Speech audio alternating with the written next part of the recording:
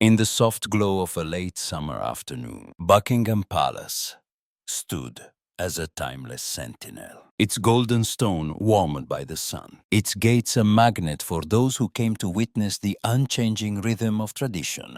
The royal guards, resplendent in scarlet tunics and towering bearskin hats, were more than soldiers. They were symbols, their silence a testament to duty, their stillness a nod to centuries of service. For those of you who've lived through the trials of war, the rebuilding of a nation, or the quiet sacrifices of family life, these guards hold a special place. A reminder of the pride and resilience that define this country. But on one unremarkable day, a little girl in a wheelchair, her heart as vast as the palace itself, would challenge that silence with a salute so brave it would touch a nation's soul and teach a guard and all of us what honor truly means. Her name was Ellie, just 9 years old. Her soft brown curls framing a face pale from the leukemia that had ravaged her body, but could not dim her spirit. She arrived at the palace gates with her mother, Clara, her wheelchair adorned with a small Union Jack flag, its colors bright against the gray of the day. Ellie wasn't there to marvel at the grandeur or dream of fairy tale princesses, as so many children did. She was there to salute a royal guard, a man named Nathan, with the solemn respect of a soldier who understood the weight of duty. Her trembling hand rose, her salute as precise as her frail arms could manage, a gesture not of play, but of deep reverence. The crowd around her, tourists, families, pensioners like you who'd come to see the guards, paused, some smiling warmly, others brushing tears from their eyes. But Nathan, bound by the ironclad rules of his post, stood frozen, his face a mask of discipline, his body unmoving. Only his eyes, hidden beneath the brim of his hat, flickered with something unspoken as Ellie's small voice carried through the air. "Mummy, did he see me?" I saluted him. For those of you who've known the ache of wondering if your efforts were noticed perhaps during long nights of wartime worry, or years spent working to keep a family fed, or moments when you poured your heart into something only to feel unseen, Ellie's words might stir a memory. For Nathan, a 28-year-old guard with 5 years in the Queen's Guard, her question was a wound that cut deeper than any he'd known. As he stood rigid under the weight of his bearskin, the summer sun pressing against his scarlet tunic, her voice echoed in his mind. I wanted to nod, to smile. He would later confess, his voice heavy with regret. But a royal guard doesn't move, not for anyone, not even a child. Protocol demanded silence, a stillness that had been drilled into him through months of training, through years of standing sentinel. Yet, as Ellie's wheelchair rolled away, her hand dropping in quiet disappointment, Nathan felt a pang of failure. He had upheld tradition, but at what cost? He had stood for the crown, but had he stood for her? When his shift ended, Nathan's boots echoed on the cobblestones as he made a choice that broke every rule in the guard's code.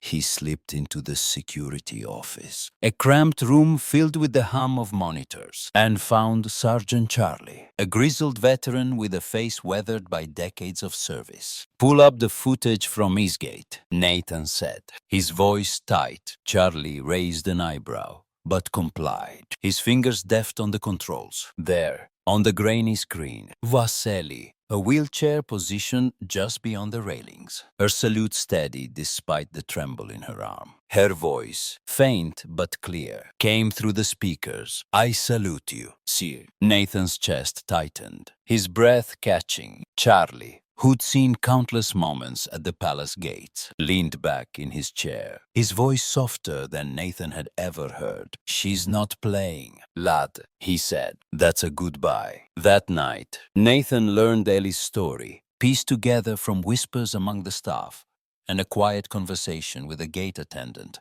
who'd spoken to Clara. Ellie was 9, her leukemia terminal, her days numbered by a disease that had no mercy. But her spirit was unbroken. Her dreams not of princesses or palaces, but of soldiers, Guards like Nathan, whose discipline and pride she saw as heroic. At home, in a small flat in Leeds, she watched videos of the changing of the guard on her tablet, her eyes wide as she memorized their marches, their drills, their silent strength. She didn't want to wear a crown.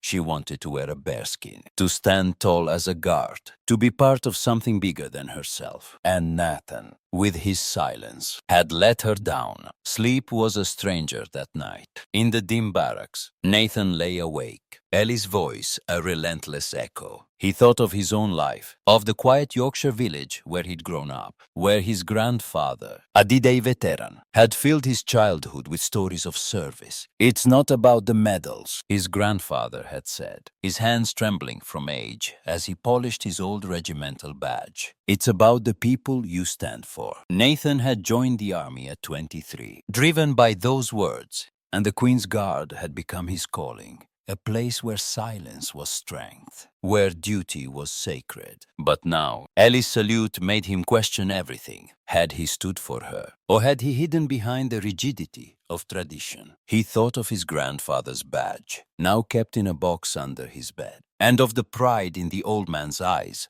when Nathan first donned his scarlet tunic. He resolved to make it right, to see Ellie again, to let her know her salute had been seen. The next day, Nathan requested the East Gate post, the same spot where Ellie had come. It was a small act, but it carried the weight of his promise. Day after day, he stood there, his eyes scanning the crowds past the tourists with their cameras, the children waving flags, the pensioners like you who nodded in quiet respect. The summer heat gave way to cooler evenings, the leaves on the palace trees turning gold. But Nathan never wavered. He endured the long hours, the ache in his legs, the weight of his bare skin, all for the chance to see her again. You might recall such moments of waiting in your own life, waiting for a letter during the war, for a loved one to return, for a moment that could change everything. For Nathan, it was a test of patience, of hope, of a soldier's stubborn resolve. Then, one evening, as the sky deepened to twilight, she was there, Ellie, pale now, her curls tucked under a soft cap, her wheelchair pushed by Clara, whose face was etched with exhaustion, but lit with love. A small Union Jack flag fluttered on the chair, its colors vivid in the fading light. In Ellie's lap was a black box, her hands clutching it tightly, her eyes searching for Nathan. He saw her before she saw him, and his heart leapt, though his body remained still, his training holding him in place. Clara leaned down, whispering something, and Ellie's face broke into a smile that seemed to light the dusk. She wheeled closer, her mother guiding her to the railings, and held out the box, her arm trembling but determined. Nathan's mind raced. Protocol forbade any movement, any acknowledgement. A guard was a statue, a symbol, not a man who could bend. But Ellie's eyes, wide and hopeful, were a command stronger than any officer's. Against every rule he'd sworn to uphold, he bent just slightly, his gloved hand reaching to take the box, his fingers brushing hers for a fleeting moment. Inside was a silver pin, handcrafted, its surface etched with tiny letters. For honor, for silence. Clara's voice broke the silence. "She made it herself," she said, tears in her eyes. "She wanted you to have it." Nathan looked at Ellie, saw the pride in her face, the strength in her smile. He placed the pin over his heart, the metal glinting against his scarlet tunic, and gave a nod barely perceptible, a fraction of a movement, but enough. Ellie's eyes sparkled, and she whispered, "Now we're both guards." That moment was a bridge between two worlds. One of rigid tradition, the other of boundless courage. For those of you who've known such moments, perhaps a quiet gesture that mended a rift, or a small act that carried a lifetime's worth of meaning. It's a reminder of the power of connection. Nathan carried that pin with him, a talisman of Ellie's bravery, and it gave him strength in the weeks that followed. He saw her again, each time at the palace gates, each time a little weaker, her smile a little fainter, but always there. Each time he nodded, a silent vow that he saw her, that her salute mattered. Clara would nod back, her gratitude unspoken but profound. A mother who knew her daughter's dream was being honored. Then came the trooping, the color, the Queen's birthday parade, a spectacle of pomp and pride that you may have watched on television or even seen in person in years past. The guards marched in a blaze of red and gold, their boots thundering on the mall, their banners high, the crowd roaring with admiration. Nathan was among them, his heart pounding not for the Queen or the cameras, but for the chance to see Ellie. And there she was, in the front row, her wheelchair pushed by Clara, her body frail,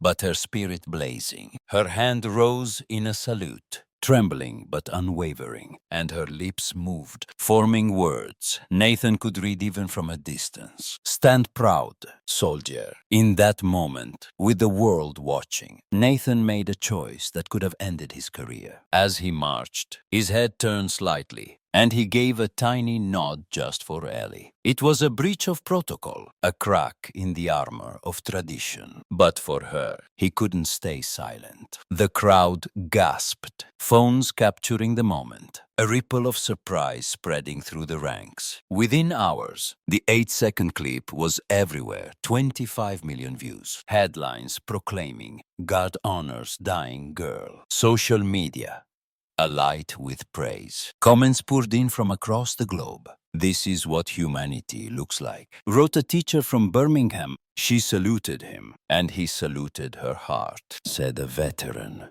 from Scotland. To the world, Nathan was a hero. But to him, it was simpler. He wanted Ellie to know he saw her. You might recall such moments in your own life when you bent the rules for someone who deserved it. When you stood up for what was right despite the consequences. When you honored the soul who needed to be seen. Nathan's nod was a small act, but it carried the weight of a soldier's oath. Not to the crown, but to a child who had taught him what service meant. But heroism, as you know, often comes with a price. In a stark office at the barracks, Nathan faced Major Linton, a man whose sternness was tempered by a deep sense of duty. The major slammed a folder on the desk, his voice sharp with authority. You broke protocol in front of the Queen, the cameras, the world, he said, his eyes boring into Nathan's. Explain yourself, Sergeant. Nathan stood tall, the silver pin glinting on his chest. Ellie's words echoing in his mind. She deserved my respect. Sir, he said, his voice steady. A child who saluted with more courage than I've seen in battle. That's the true tradition. The room was silent, the air heavy with the weight of their words. Linton's face softened, just for a moment, a flicker of understanding in his eyes. He, too, had served, had known the pull of duty and the call of compassion. Tradition bends for honor, he said finally, his voice quieter. But don't cross that line again. Nathan nodded, knowing he'd do it all over again for Ellie, knowing that some rules were worth breaking. The world's response was overwhelming. Letters poured into the barracks, thousands of them, filling tables and spilling onto the floor. Children wrote in crayon, their words wobbly but heartfelt. Ellie is my hero. Veterans, like you, shared stories of their own service, of moments when they, too, had bent tradition for the sake of heart. In I saluted a French boy who'd lost his family, wrote one. Your nod reminded me of him. Teachers read Ellie's story to their classes. Parents shared it at dinner tables, and strangers left flowers at the palace gates. One letter from a grandmother in Cornwall brought Nathan to tears. My grandson wants to be a guard now because of you and Ellie. Thank you for showing him what courage looks like. Nathan read each one, his fingers tracing the words, but his thoughts were with Ellie. He saw her again at the palace, each visit a precious moment, She was weaker now, her cheeks more sunken, her voice barely a whisper. But her smile was a beacon. Each time, Nathan nodded, a silent promise that he saw her, that her dream of being a god was real. Clara would stand beside her, her eyes red but grateful, a mother who knew her daughter's light was touching the world. Nathan began to carry a small notebook, jotting down the dates of Ellie's visits, the words she said, the way her flag fluttered in the breeze. It was his way of holding on to her, of ensuring her courage would not fade. Then, one day, she stopped coming. The east gate felt emptier, the crowds less vibrant. Nathan's heart sank, a quiet fear creeping in. He'd heard from Clara that Ellie's condition was worsening, that the hospital was now her home, its sterile walls a far cry from the palace's grandeur. Against protocol, he made a choice that could have cost him his post. He went to Great Ormond Street Hospital, leaving his uniform behind, his civilian clothes feeling foreign after years in scarlet. In a quiet ward, he found Clara, her face etched with grief, but warmed by the sight of him. She handed him a drawing, its lines wobbly, but filled with love.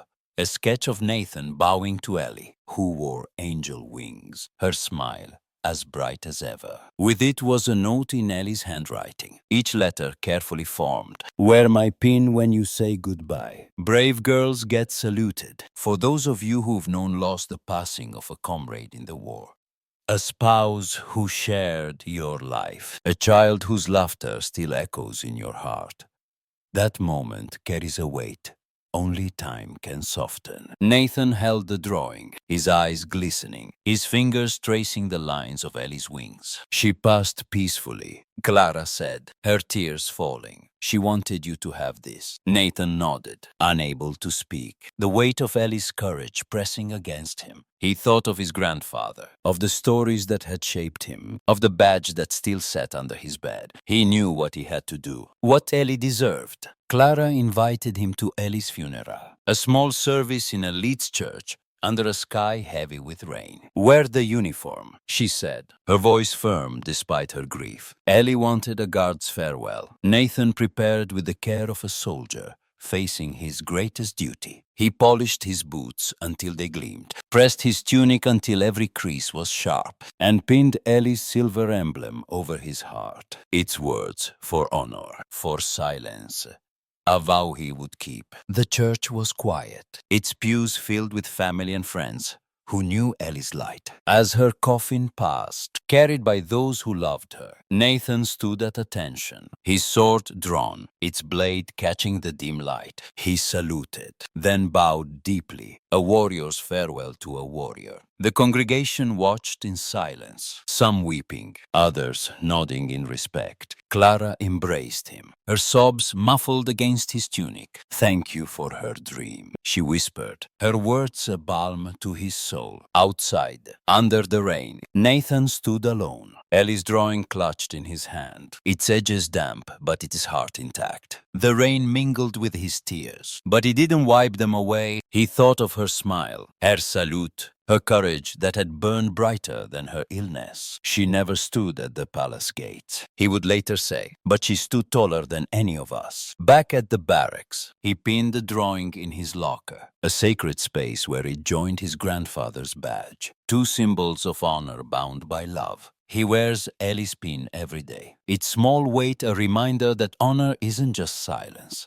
It's knowing when to speak with action, when to bend for the sake of a heart that deserves it. Ellie's story spread far beyond that Leeds church, becoming a beacon for a world hungry for hope. The viral clip of Nathan's nod was shared in homes and pubs, in schools and care homes, its message resonating with those who'd known hardship and triumph. Newspapers ran features, calling Ellie Britain's bravest girl, while veterans groups honored her with plaques and tributes. At the palace, tourists still flocked, their cameras flashing, unaware of the legacy woven into its gates. But for those who knew guards, staff, and visitors like you who'd heard the story, Ellie's courage was a spark that lit the way. Clara, in the months that followed, started a charity in Ellie's name, raising funds for children with terminal illnesses, ensuring her daughter's light would shine on. Nathan still serves, his silence as steadfast as ever. But now, when a child waves or an elderly veteran salutes, he feels Ellie's presence, urging him to see them,